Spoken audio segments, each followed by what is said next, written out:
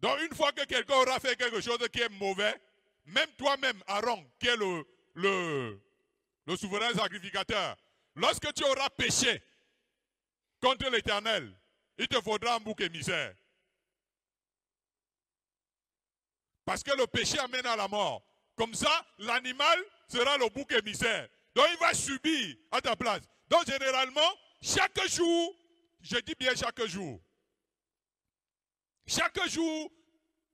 deux boucs ou deux béliers mouraient pour les péchés du jour. Lévitique 16, versets 5 à 9, il est écrit. Il recevra de l'assemblée des enfants d'Israël 2 boucs pour le sacrifice d'expiation et un bélier pour l'holocauste. Aaron offrira son taureau expiatoire et il fera l'expiation pour lui et pour sa maison. Il prendra les 2 boucs et il les placera devant l'Éternel à l'entrée de la tente d'assignation. Aaron jettera le sort sur les 2 boucs, un sort pour l'Éternel et un sort pour Azazel. Aaron fera approcher le bouc sur lequel est tombé le sort pour l'Éternel et il l'offrira en sacrifice d'expiation. Amen. Amen. Ici, le Seigneur est en train d'expliquer le pourquoi des sacrifices.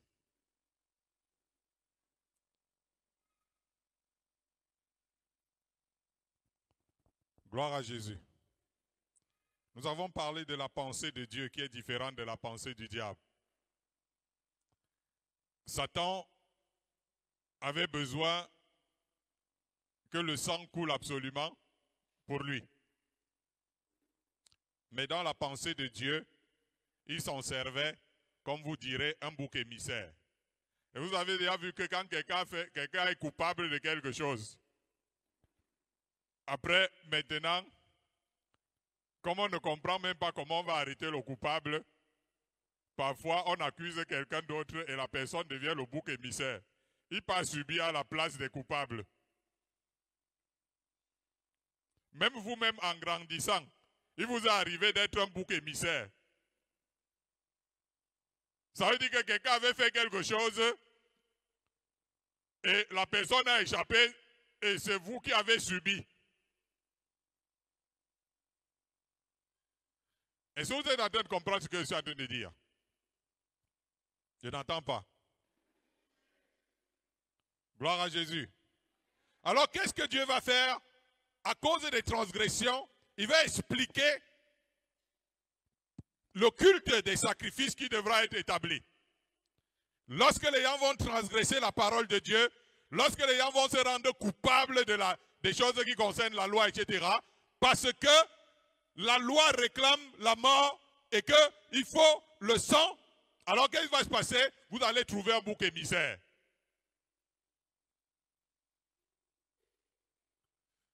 Donc une fois que quelqu'un aura fait quelque chose qui est mauvais, même toi-même, Aaron, qui est le souverain sacrificateur, lorsque tu auras péché contre l'Éternel, il te faudra un bouc émissaire. Parce que le péché amène à la mort.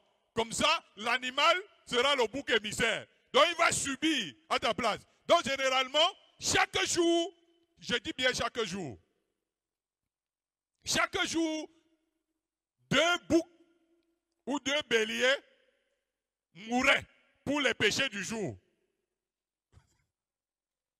Pour que le pardon soit accordé au peuple. Donc le soir, Aaron venait et faisait le sacrifice d'abord pour lui-même et les autres sacrificateurs. Parce qu'eux-mêmes n'étaient pas moins pécheurs.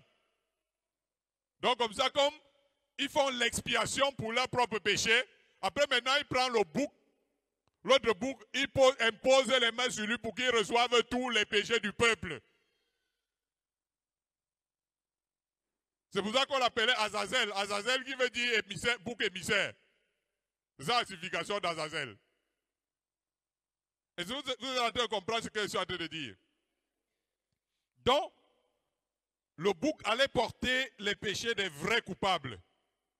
Donc, il était question, par l'imposition des mains qui se passaient, de transmettre à l'animal tous les péchés des croyants. Ça veut dire que ceux qui étaient des croyants à l'époque, parce que je ne suis pas en train de vouloir vous parler, à l'époque, Dieu ne gérait pas les incroyants. Quand quelqu'un n'était pas croyant, il était frappé là-bas par rapport à ce qui lui arrivait. Mais comme Dieu avait créé un peuple, ce peuple-là au moins, il a créé des boucs émissaires chaque jour pour que ces boucs reçoivent leurs péchés et qu'ils soient sacrifiés à leur place, leur sang coule. Et comme ça, chaque jour, ils sont pardonnés par rapport à ceux qu'ils ont fait les péchés du jour. Et vous vous rendez compte que c'était une vraie gymnastique. Il ne fallait pas oublier. Donc, c'est ce bouc-là qui allait subir tous les sorts. Tous les mauvais sorts, toutes les malédictions qui proviennent souvent du péché. Et du mal que les gens peuvent faire. Donc lui, il venait, il subissait tous les péchés, il subissait tous les sorts étaient remis sur lui. Quelqu'un me comprend? Si vous ne comprenez pas la loi, vous ne pouvez pas comprendre ce que Jésus a fait. J'insiste là-dessus. Ça veut dire que quoi?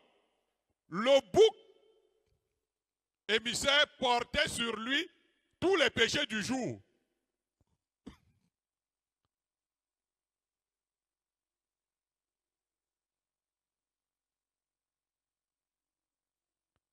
Et cela devait avoir lieu chaque jour.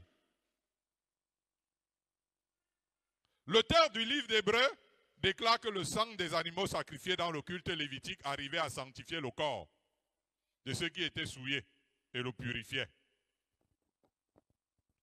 Est-ce que vous comprenez ça? Ça veut dire que lorsqu'il faisait le sacrifice de chaque jour là, c'était pour sanctifier et purifier le corps. C'est pour ça qu'il arrivait que des gens qui étaient frappés de la lèpre après l'expiation, etc., ils voyaient la lèpre était partie, etc. Parce que ça avait un pouvoir sur la purification du corps, aspergé sur les coupables ou les lépreux. Mais nous pouvons dire, ce que vous devez retenir, c'est qu'il fallait trouver un bouc, un bélier chaque jour.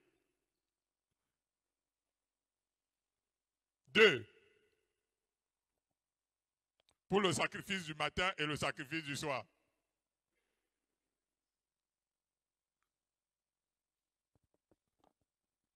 Forcément, il fallait un sang plus puissant qui irait jusqu'à sanctifier, non pas seulement le corps, parce que malheureusement, les âmes et les consciences restent.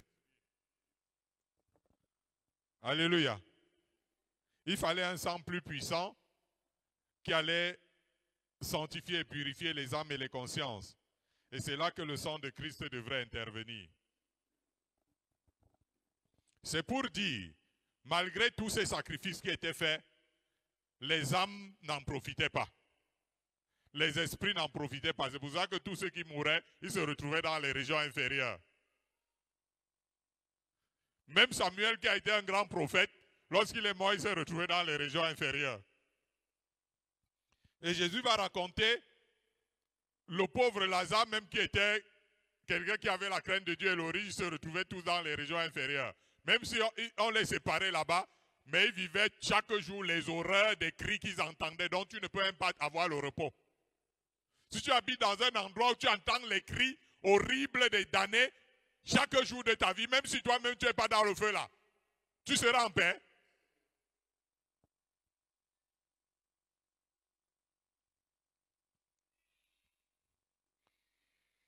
Donc voilà ce qui se passait. Le sang des animaux ne profitait pas aux âmes. C'est pourquoi malgré cela, quand on finissait de faire donc tous ces sacrifices-là, chaque jour, Dieu disait, je ne veux voir personne dans ma présence. Je ne veux voir personne dans le lieu saint. Vous vous rendez compte? Ça veut dire que vous finissez de faire l'effusion de sang pour le pardon des péchés, mais Dieu, malgré cela, il ne veut voir personne dans sa présence. Il ne veut voir personne entrer dans le lieu saint. il y avait un vrai problème. Je ne veux voir personne entrer dans la sainte communion avec moi. Alors que vous avez fait le sacrifice des animaux, alors que sans l'effusion de ce sang permettait au moins que Dieu continue d'être votre Dieu et vous continuez d'être son peuple. Mais pas question d'être en communion avec vous. En plus, si on devait continuer à fonctionner de cette manière, ça veut dire que pour que nous soyons pardonnés chaque jour, il fallait toujours sacrifier un animal. Je suis sûr qu'il n'y aurait plus des animaux sur la terre. N'est-ce pas? C'est important que vous compreniez l'importance de ce que Jésus a fait. Parce qu'imaginez-vous le peuple de Dieu qui, tous les jours, pour avoir le pardon des péchés du jour, devait faire un sacrifice le matin, un sacrifice le soir. Pour que Dieu continue d'être votre Dieu et que vous continuez d'être son peuple. Si c'est ce système qui devait continuer d'être utilisé jusqu'à aujourd'hui, nous aurons tous péri parce que c'est les plus forts qui allaient souvent arracher le petit animal qui existe encore quelque part pour faire leur part d'expiation.